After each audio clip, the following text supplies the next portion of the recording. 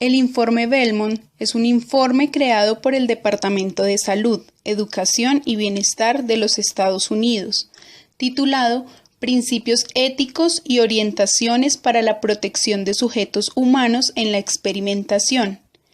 Es un importante documento histórico en el campo de la ética médica.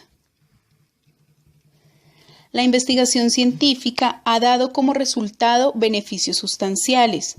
También ha planteado desconcertantes problemas éticos. La denuncia de abusos cometidos contra sujetos humanos en experimentos biomédicos, especialmente durante la Segunda Guerra Mundial, atrajo el interés público hacia estas cuestiones. Durante los procesos de Nuremberg contra los crímenes de guerra, se esbozó el Código de Nuremberg como un conjunto de criterios para juzgar a médicos y a científicos que llevaron a cabo experimentos biomédicos en prisioneros en campos de concentración. Este código entonces se convirtió en el prototipo de muchos códigos posteriores para asegurar que la investigación con sujetos humanos se lleve a cabo de modo ético. Los códigos consisten en reglas, algunas generales, otras específicas, que guían en su trabajo a investigadores o a evaluadores de la investigación. Estas reglas son con frecuencia inadecuadas para que sean aplicadas en situaciones complejas. A veces están en mutuo conflicto y son con frecuencia difíciles de interpretar y aplicar. Unos principios éticos más amplios deberían proveer las bases sobre las cuales algunas reglas específicas podrían ser formuladas, criticadas e interpretadas. 3 principios o normas generales prescriptivas relevantes en la investigación en la que se emplean sujetos humanos son identificados en esta declaración. Estos principios no siempre pueden ser aplicados de tal manera que resuelvan sin lugar a dudas un problema ético particular. Como primer principio, tenemos los límites entre práctica e investigación, en donde es importante distinguir, de una parte, la investigación biomédica y de conducta, y de otra la aplicación de una terapia aceptada, a fin de averiguar qué actividades deberían ser revisadas a fin de proteger a los sujetos de investigación. La distinción entre investigación y práctica es borrosa, en parte porque con frecuencia se dan simultáneamente y en parte porque notables desviaciones de la práctica comúnmente aceptada reciben con frecuencia el nombre de experimentales cuando los términos experimental e investigación no son definidos cuidadosamente. La investigación y la práctica pueden ser llevadas a cabo conjuntamente, cuando la investigación va encaminada a la valoración de la seguridad y eficacia de un tratamiento. Esto no debería confundirse con la necesidad de revisión que una actividad pueda o no tener. La regla general es que en cualquier actividad donde haya un elemento de investigación, debería someterse a revisión para la protección de los sujetos humanos. Principios éticos básicos, referido a criterios generales que sirven como base para justificar muchos de los preceptos éticos y valoraciones particulares de las acciones humanas. En nuestra tradición cultural, 3 principios son particularmente relevantes para la ética de la experimentación con seres humanos. El primero, el principio de respeto a las personas, hace referencia a 2 convicciones éticas. La primera es que todos los individuos deben ser tratados como agentes autónomos y la segunda, que todas las personas cuya autonomía está disminuida tienen derecho a ser protegidas. En el segundo, de beneficencia, hace referencia a una obligación. 2 reglas generales han sido formuladas como expresiones complementarias de los actos de beneficencia, entendidos en este sentido como no causar ningún daño y maximizar los beneficios posibles y disminuir los posibles daños. En tercer lugar, de justicia, ¿quién debe ser beneficiario de la investigación y quién debería sufrir sus cargas? Este es un problema que afecta a la justicia, en el sentido de equidad de la distribución o lo que es merecido. Para contextualizar este tema, vamos a exponer el caso de la experimentación de la sífilis en Guatemala. Los experimentos sobre sífilis en Guatemala tuvieron lugar entre los años 1946 a 1948, dentro de un programa patrocinado y ejecutado por el gobierno de los Estados Unidos en Guatemala. Estos fueron experimentos con seres humanos, en los cuales médicos generalmente estadounidenses infectaron mediante inoculación directa y sin consentimiento ni conocimiento de las víctimas, entre ellos soldados, reos, pacientes psiquiátricos con sífilis y otras enfermedades venéreas.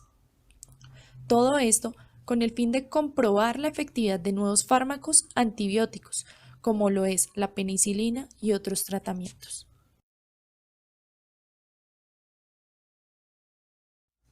Teniendo en cuenta el anterior caso, nos surge una pregunta: ¿cómo se viola el principio de respeto a las personas? Es claro que se le niega a cada individuo la autonomía para conocer y posteriormente decidir sobre este tipo de pruebas y los riesgos que éstas pueden tener. Ahora, ¿de qué forma se incumple el principio de la beneficencia? La finalidad de estas investigaciones supone a largo plazo un beneficio para la sociedad. Sin embargo, médicos que participaban de estos experimentos incumplieron con uno de los principios de su disciplina, que tiene por obligación hacer el bien al otro y disminuir los posibles daños al efectuar este tipo de experimentación. Finalmente, ¿cómo se puede dimensionar la injusticia de estos actos? Sabiendo que las personas en general tienen los mismos derechos, la población vulnerable es la que más se ve afectada en este tipo de casos antiéticos, puesto que las personas aquí son aquellas que se encuentran en una condición de indefensión, como las minorías étnicas, presos y personas con alguna diversidad funcional. De igual forma, a pesar de ser los sujetos de experimentación, se les negaba la cura para la enfermedad inoculada. Ahora hablaremos de las aplicaciones, que es nada más que el empleo de principios generales de conducta que deberá tener la investigación. El primero de ellos será el consentimiento informado, que a su vez dividiremos en 3 ítems. Por respeto a cada persona, se le debe dar la posibilidad de elegir todo aquello que le puede ocurrir o no. Para poder ofrecer esta oportunidad, hay que satisfacer ciertos criterios, es decir, debe constar de 3 elementos: información, comprensión y voluntariedad. Solo si cumple con estos 3, podremos decir que realmente es un consentimiento informado. Cuando hablamos de información, la mayoría de los códigos de investigación contienen puntos específicos a desarrollar con el fin de asegurar que el sujeto tenga toda la información suficiente. Esto incluye hablarle de el procedimiento de su investigación, sus fines, riesgos y beneficios esperados, siempre dándole la posibilidad al sujeto de preguntarse o retirarse libremente de la investigación en cualquier momento de la misma. Este punto también aprecia la información en manos de terceros que alegan querer manejarla por prevención y cuidado, y en el caso en que no se pueda revelar toda la información, deberá ser por razones muy específicas, tales como que la investigación no pueda cumplir todos sus objetivos, o que no se le ha ocultado ningún riesgo al paciente, o finalmente que existe algún plan para informar al sujeto cuando sea preciso. Lógicamente, ante todos los casos se necesita la veracidad de la información. Nuestro segundo gran punto es la comprensión. El modo y el contexto en los que se comunica la información es tan importante como la misma información. Por ejemplo, estaría mal presentarla desordenada y rápidamente, no dejando tiempo para su consideración. Todo esto afectará la capacidad de comprensión del sujeto, por lo cual lo correcto sería adaptar la presentación de la información a las capacidades y lenguaje del paciente, y finalmente cerciorarse de que el sujeto ha comprendido a la cabalidad la información. En el caso de infantes o personas con incapacidades para elegir, las personas que deberían escoger son las que entiendan con mayor probabilidad la situación del sujeto y obren en interés de éste. Nuestro tercero final es la voluntariedad, que sería básicamente el acuerdo de participar en el experimento con un consentimiento válido, si ha sido dado voluntariamente. Estaría mal, por ejemplo, exagerar con el peligro de una enfermedad para que el sujeto acepte. Esto se llama coerción. u ofrecer una recompensa excesiva que no brinda garantías. Lo ideal entonces sería una persuasión basada en los dos ítems anteriores, información y comprensión. Valoración de riesgos y beneficios. La valoración de riesgos y beneficios necesita un cuidadoso examen de datos relevantes, incluyendo, en algunos casos, formas alternativas de obtener los beneficios previstos en la investigación. Así, la valoración representa una oportunidad y una responsabilidad de acumular información sistemática y global sobre la experimentación que se propone. Para el investigador, es un medio de examinar si la investigación está correctamente diseñada. Para el comité de revisión, es un método con el que se determinan si los riesgos a los que se expondrán los sujetos están justificados. Y para los futuros participantes, la valoración les ayudará a decidir si van a participar o no. Naturaleza y alcance de los riesgos y beneficios. La condición de que la investigación se pueda justificar si está basada en una valoración favorable de la relación de riesgo-beneficio está relacionada muy cerca con el principio de beneficencia. De la misma manera que el prerequisito moral que exige la obtención de un consentimiento informado se deriva primariamente del principio de respeto a las personas. Siendo así, el término riesgo se refiere a la posibilidad de que ocurra algún daño. Sin embargo, el uso de expresiones como pequeño riesgo o gran riesgo generalmente se refiere a la posibilidad de que surja algún daño y a la severidad del daño que se prevé. Por otro lado, el término beneficio en el contexto de la investigación significa algo con un valor positivo para la salud o para el bienestar. A diferencia de riesgo, no es un término que exprese probabilidades. Riesgo se contrapone con toda propiedad a la probabilidad de beneficios y los beneficios se contrastan propiamente al daño, más que a los riesgos del mismo.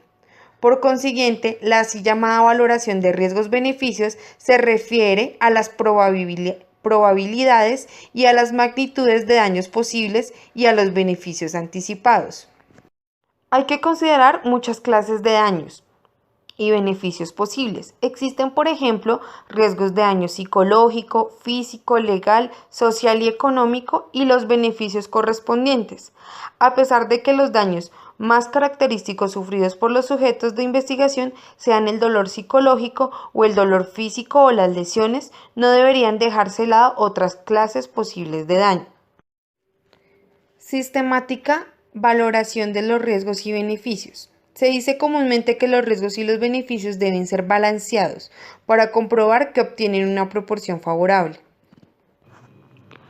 La idea de un análisis sistemático no arbitrario de riesgos y beneficios debería ser emulado en cuanto fuera posible. Este ideal requiere que aquellos que toman las decisiones para justificar la investigación sean muy cuidadosos en el proceso de acumulación y valoración de la información, en todos los aspectos de la investigación y consideren las alternativas de manera sistemática.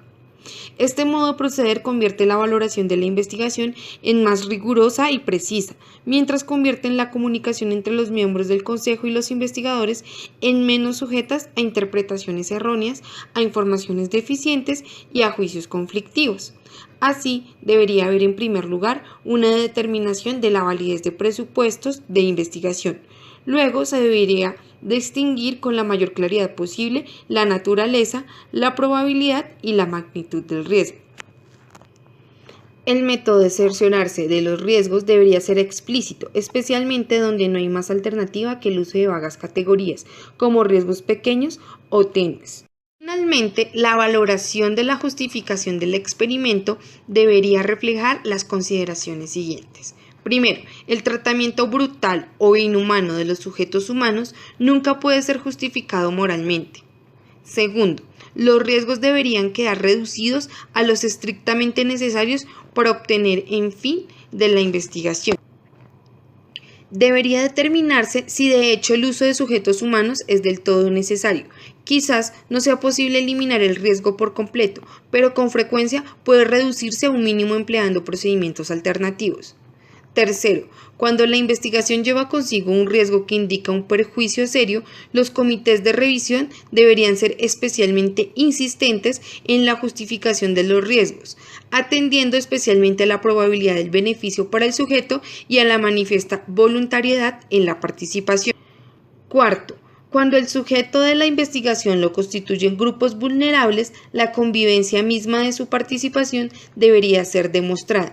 Un gran número de variables entran en el juicio, incluyendo la naturaleza y el grado del riesgo, la condición de la población particular afectada y la naturaleza y nivel de los beneficios que se anticipan. Quinto, los riesgos y beneficios pertinentes deben ser cabalmente recopilados en los documentos y procedimientos que se emplean en el proceso de obtención. Selección de los sujetos. El principio de justicia da lugar a un requerimiento moral de lo justo en los procedimientos como en las consecuencias de la selección de los sujetos de la investigación. Esta es a dos niveles, tanto un ámbito social como un ámbito individual, el cual requiere de que los investigadores exhiban una imparcialidad, mientras que el social requiere que en la distinción de los sujetos que deben o no deben participar en la investigación. Aun cuando el investigador sea imparcial, se pueden llegar a cometer injusticias de tipo sociales, tales como raciales, sexuales, etc. Un caso especial de injusticia es la selección del sujeto por una minoría, por una enfermedad o por un poder monetario. Aquellos que poseen grandes poderes monetarios nunca se verán influenciados o implicados en la selección de un sujeto de investigación.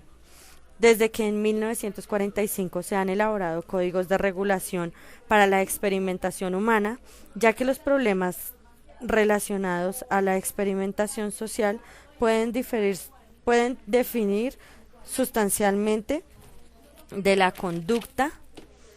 La Comisión específicamente declina por el movimiento de elaboración de orientaciones con respecto a tales investigaciones. En la Comisión se considera que el problema debe ser dirigido a otras organizaciones a las cuales les competa el tema